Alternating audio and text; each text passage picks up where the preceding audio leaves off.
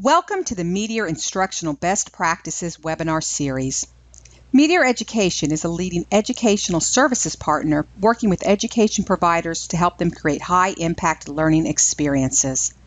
As one of the largest providers of learning spaces, including furnishings and interior design services, Meteor's focus is the integration of best practices for teaching and learning to drive inquiry-based instruction, effective use of modern classrooms, and increase student achievement. Today, we are going to explore English language learners and literacy. Did you know all students, even our advanced students, often struggle with academic language? Because students find words to be difficult to comprehend, they often find it difficult to complete a given task. As educators, we need to be aware that exposure to words doesn't always equate to students understanding the words deeply. Therefore, we must create tasks that require students to use the language orally or through writing. Meteor's 5 principles should be addressed when educators create a unit or lesson plan with the learning experiences or tasks for students in mind. Let's take a look at each of the 5 principles. The first is authentic inquiry. This is real-world relevant questions or tasks where students ask questions they want to answer, research possible answers or solutions, and back them up with evidence from various sources. The second is inclusiveness. All students, from struggling students to high achievers, are involved and actively engaged in the task or experience. The third design principle is respectful collaboration. This is productive student conversations that build collaboration and a culture of mutual respect within the classroom. These conversations allow students to deepen their understanding, refine their thinking, and use appropriate strategies to challenge, argue, and defend their point of view with others. The fourth design principle is rigor. These are those learning experiences that challenge students' thinking in new and interesting ways. And finally, the fifth design principle is ownership. This is where students take ownership when they're engaged in meaningful experiences through student-generated questions that they care about, they set their own goals, and they solve real-world issues and problems. When we talk about learning experiences, what does that look like in the classroom? For us, it's the teacher action, what the teacher is doing and the types of tasks or activities that he or she creates for students to engage in, plus the student action, what the students are doing in the classroom. John Hattie's research, found in his latest book, Visible Learning, provides a list of indicators that have a direct impact on student learning. You can see his top 10 indicators are aligned to what a teacher does in the classroom as well as what a student does in the classroom, those teacher and student actions. Today's webinar focuses specifically on teacher expectation of students, student self-confidence, developmental curriculum, micro-teaching, and academic discussions. The key objective for this session is that I'm going to provide you with 4 deliberate actions you can take back to include best practices for ELL students in all literacy courses. Keep in mind, however, this session focuses on ELL or English language learners, but in reality, all students can fit into this category as we all deal with a foreign language as evidenced by the language of mathematics or the language of science.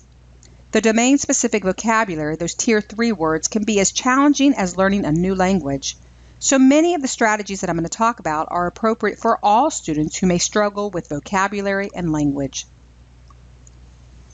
According to the Institute of Education Sciences, there are 4 recommendations along with best practices to meet the needs of ELL students. This chart shows the 4 recommendations and corresponding levels of evidence.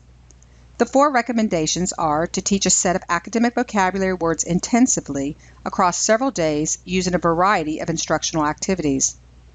The second is to integrate oral and written English language instruction into content area teaching.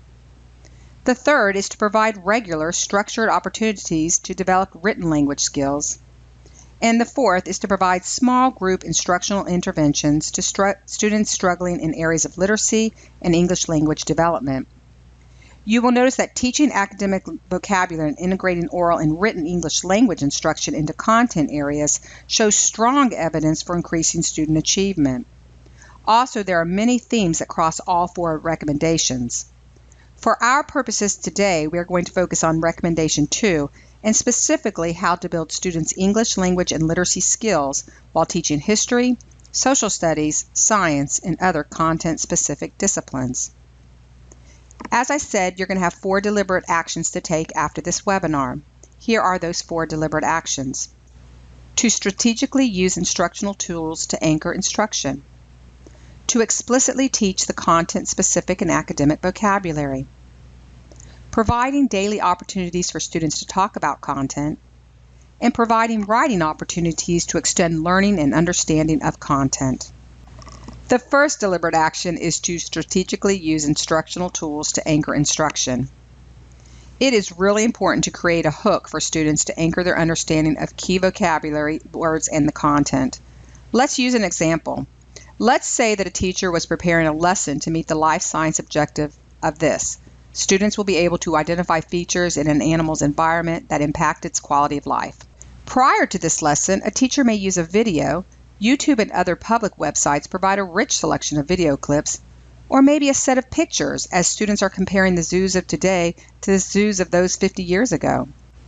Showing actual images can help students have richer conversations, capture the interest of students, and provides a visual of what is to come in the lesson. During the lesson, the teacher may want to provide a graphic organizer, such as a cause and effect graphic organizer as seen here, or a Venn diagram, which allows students to illustrate the similarities and differences between the ways animals lived in zoos 50 years ago and in zoos today. The second deliberate action is to explicitly teach content-specific academic vocabulary as well as the general academic vocabulary that supports it during content area instruction. In other words, across all subject areas. Let's look more closely at this. In actuality, we are looking at tiers of words. Tier 1 words are everyday words, including sight words like a, the. Direct instruction should occur at Tier 2 and Tier 3 words. Tier 3 words are specific to the content area, such as the field of mathematics, science, social studies. An example of a Tier 3 word is photosynthesis or multiplication. Typically, there's only one definition and it is specific to that content. Tier 2 words in many cases are more challenging for students, therefore they are important to explicitly teach. And the reason they must be taught is because they are critical to understanding academic text. They appear in all sorts of text. They require deliberate effort to learn, unlike Tier 1 words. They are far more likely to appear in written text than in speech.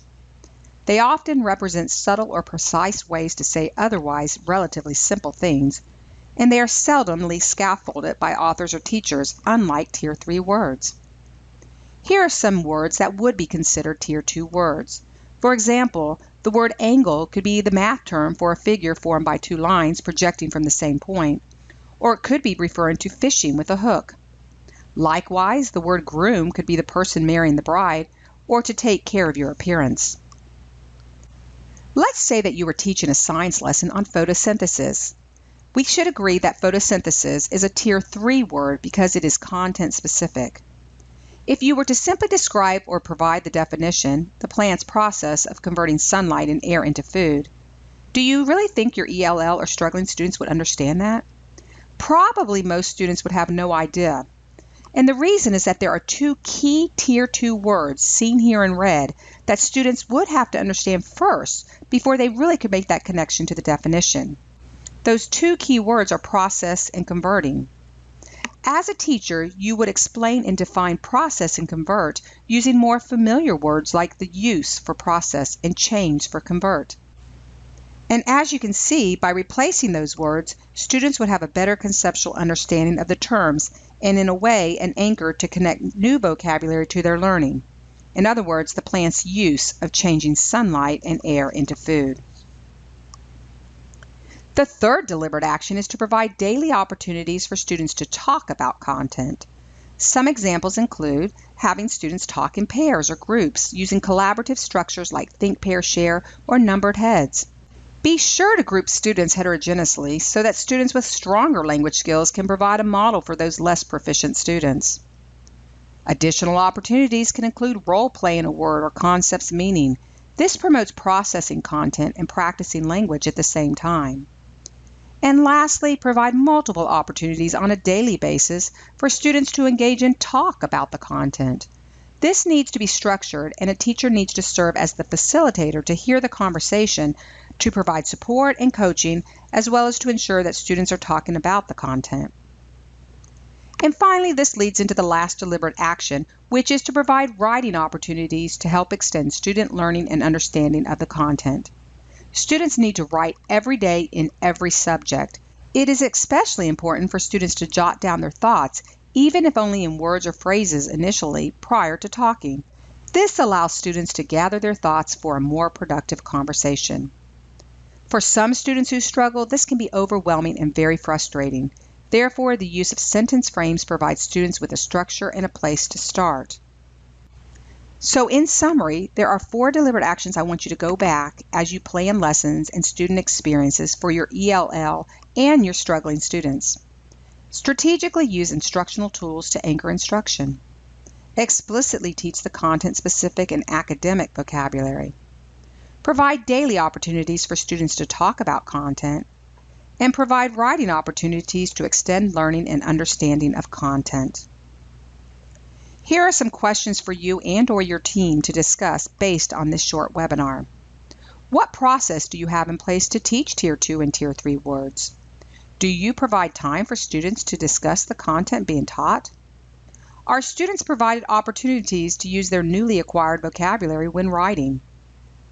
As you continue to learn more about this topic, there are some additional resources, including sentence frames, in the resource folder for your use.